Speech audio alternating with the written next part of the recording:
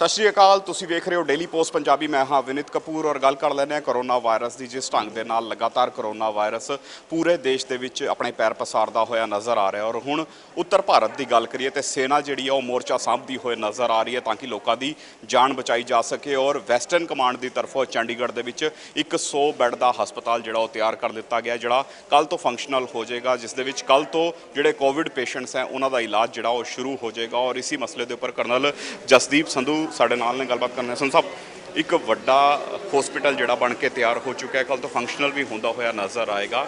की टैक्नीक जिहड़ी इस दे विच यूज़ होंदी नज़र आ रही है और सेना ने हुण मोर्चा सांभिया उत्तर भारत की जेकर गल करिए, वैसटर्न कमांड पूरा मोर्चा इत्थे सांभदी होई नज़र आ रही है। कित्थे कित्थे होर इस तरह के हॉस्पिटल जिहड़े ने वो भी तैयार किए जा रहे हैं। जिस तरह तुहानूं पता है कि वैसटर्न कमांड का इलाका जम्मू, पंजाब, हरियाणा, हिमाचल, यूटी, चंडीगढ़ और दिल्ली, ये area of responsibility western command की हैगी है। इस इलाके दे विच जदों वैसटर्न कमांड दे साडे आर्मी कमांडर साहब लैफ्टिनेंट जनरल आर.पी. सिंह ने इसका संज्ञान लिता और सानू कहा गया कि असी सारी एडमिनिस्ट्रेशन के नाल मिलाप करिए। उस मिलाप तो बाद सानू ये पता लगा कि काफ़ी हद तक इस स्टाफ की शॉर्टेज है, बैड्स की शॉर्टेज है। उहदे विच जो साडे कोलों बन पाएगा, जो रिसोर्सिस वैसटर्न कमांड च हैगियां ने, क्यों करके जिहड़े फील्ड हॉस्पिटल हुंदे ने ये सिर्फ लड़ाई लई हुंदे ने, ये लड़ाई लई इक्विप्ड हुंदे ने। इन्हां नूं थोड़ा जिहा रीओरिएंट करना पैंदा है वापस लिआउण लई। ये सिर्फ स्टेजिंग मैडिकल फैसिलिटीज़ नूं प्रोवाइड करते हैं। इस करके इन्हां फील्ड हॉस्पिटल्स नूं तैयार किया गया और तैयार करके जिद्दां जिद्दां साडे कोल रिक्वेस्ट आई उस तरह असीं अपने इलाके एरिया ऑफ रिस्पॉन्सिबिलिटी दे विच उन्हां रिक्वेस्टां नूं मनदे होए इन्हां हस्पतालां नूं असीं डिप्लॉय कीता है। जिद्दां तुहानूं पता है कि पहला हॉस्पिटल चंडीगढ़ एडमिनिस्ट्रेशन की रिक्वेस्ट उत्ते खोलिया गया है। इस हॉस्पिटल दे विच 100 बैड्स L1 फैसिलिटी ऑक्सीजन ते किसी हद तक L2 नूं असीं संभालांगे। इहदे विच एक फील्ड हॉस्पिटल पूरा है, लगभग 120-110 के करीब इहदा स्टाफ है, कई डॉक्टर्स ने, स्पैशलिस्ट कवर है और बाकी डॉक्टर्स जिहड़े कि इसे जगह रहणगे, इत्थे इन हाउस रहणगे और बेस्ट फैसिलिटी मैडिकल फैसिलिटी देने की कोशिश करनगे। इस तो इलावा असीं पटियाले दे विच पंजाब दे विच एक हॉस्पिटल अगले 2 दिन च रजिंद्रा हॉस्पिटल दे विच खोलण जा रहे हैं और वो भी फैसिलिटी इस प्रकार की होएगी। हरियाणा गवर्नमेंट तो सानू रिसीव रिक्वेस्ट हुई सी, उहदे विच फरीदाबाद उन्होंने चुनिया क्यों करके NCR दे नाल काफ़ी बर्डन है, NCR करके फरीदाबाद ते बर्डन है। इहो जिहा बिल्कुल सेम पैटर्न के उत्ते हॉस्पिटल असीं फरीदाबाद खोल रहे हैं। इस तो बाद असी काफ़ी पैरामेडिक्स जिहड़े साडे कॉम्पिटेंट लड़ाई करने वाले मुंडे हुंदे ने, सोल्जर्स हुंदे ने, उन्हां नूं ट्रेन किया जाता किसी हद तक लड़ाई दे विच काम करन लई।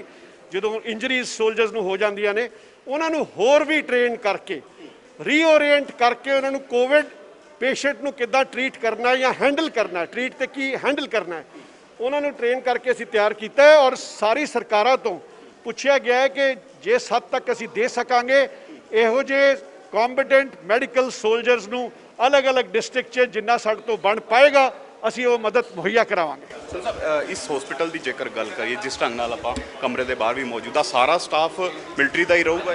सारा स्टाफ मिलिट्री का, सारा स्टाफ मिलिट्री का है और कंप्लीटली इनू वैसटर्न कमांड या जिहड़ा फील्ड हॉस्पिटल इनू चला रहा है वही हैंडल करेगा। सर साहब, जिन्नी भी कैटागरियां ने पेशेंट्स दियां, ए कैटागरी की गल करिए, बी की करिए, असी तीनों कैटागरी के पेशेंट्स का इत्थे इलाज?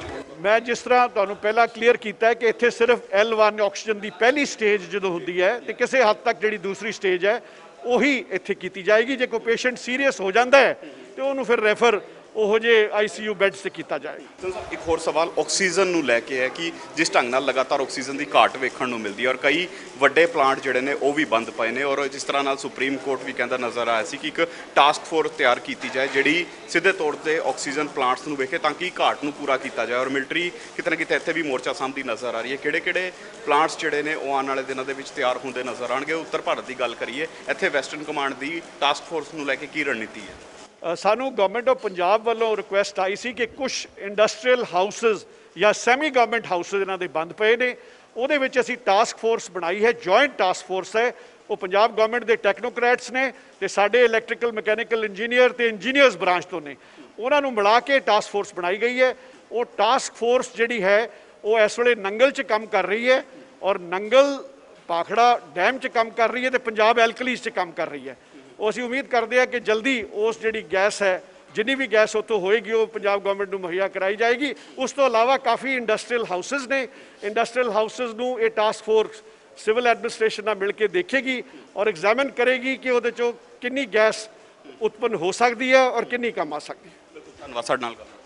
ਬਿਲਕੁਲ ਦੇਖੋ, ਸਿੱਧੇ ਤੌਰ ਤੇ ਇੱਕ ਵੱਡਾ ਹਸਪੀਟਲ ਜਿਹੜਾ ਬਣ ਕੇ ਤਿਆਰ ਹੋ ਚੁੱਕਿਆ ਔਰ ਹਸਪੀਟਲ ਵੀ ਤੁਹਾਨੂੰ ਦਿਖਾਣਾ ਚਾਹੂੰਗਾ ਕਿਸ ਲੈਵਲ ਦਾ ਹਸਪੀਟਲ ਹੈ।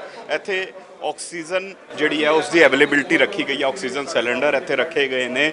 ਇੱਥੇ L1 ਔਰ L2 ਦੇ ਜਿਹੜੇ ਪੇਸ਼ੈਂਟਸ ਨੇ ਉਹਨਾਂ ਦੇ ਇਲਾਜ ਲਈ ਇੱਥੇ ਜਿਸ ਢੰਗ ਦੇ ਨਾਲ ਡਾਕਟਰਾਂ ਦੀ ਟੀਮ ਜਿਹੜੀ ਹੈ ਉਹ ਤੈਨਾਤ ਕੀਤੀ ਗਈ ਹੈ। ਇਸ ਤੋਂ ਇਲਾਵਾ ਮਿਲਟਰੀ ਸਟਾਫ ਜਿਹੜਾ ਉਹ ਤੈਨਾਤ ਹੈ, PPE ਕਿੱਟ ਪਾ ਕੇ ਇੱਥੇ ਸਟਾਫ ਜਿਹੜਾ ਤੈਨਾਤ ਹੋ ਚੁੱਕਿਆ। ਹਾਲਾਂਕਿ ਕੱਲ ਤੋਂ ਫੰਕਸ਼ਨਲ ਹੁੰਦਾ ਨਜ਼ਰ ਆਏਗਾ ਇਹ ਹਸਪੀਟਲ, ਲੇਕਿਨ ਅੱਜ ਜਿਹੜਾ ਇਸ ਦੀ ਓਪਨਿੰਗ ਹੁੰਦੀ ਹੋਈ ਨਜ਼ਰ ਆਈ ਹੈ ਔਰ ਡਾਕਟਰ ਸਾਹਿਬ ਵੀ ਸਾਡੇ ਨਾਲ ਨੇ, ਡਾਕਟਰ ਸਿਕੰਦਰ ਸਿੰਘ, ਉਹਨਾਂ ਨਾਲ ਵੀ ਗੱਲ ਕਰਦੇ ਹਾਂ। ਸਰ, ਇੱਕ ਵੱਡਾ ਹਸਪੀਟਲ ਇੱਥੇ ਬਣ ਕੇ ਤਿਆਰ ਹੋ ਗਿਆ ਔਰ ਚੰਡੀਗੜ੍ਹ ਦੀ ਜੇਕਰ ਗੱਲ ਕਰੀਏ ਇਸ ਹਸਪੀਟਲ ਦੇ ਬਣਨ ਨਾਲ ਜਿਹੜੇ ਰੋਜ਼ਾਨਾ ਵਾਲੇ ਹਸਪੀਟਲ ਹੈ ਉਹਨਾਂ ਨੂੰ ਥੋੜੀ ਬਹੁਤ ਜ਼ਰੂਰ ਰਾਹਤ ਮਿਲਦੀ ਨਜ਼ਰ ਆਉਂਦੀ। ਬਿਲਕੁਲ ਰਾਹਤ ਮਿਲੇਗੀ, ਸਾਨੂੰ ਸਪੋਰਟ ਮਿਲੇਗੀ ਇਹਨਾਂ ਦੀ, ਕਿਉਂਕਿ ਸਾਡੇ ਤੇ ਬਹੁਤ ਜ਼ਿਆਦਾ ਲੋਡ ਸੀ ਪਹਿਲਾਂ।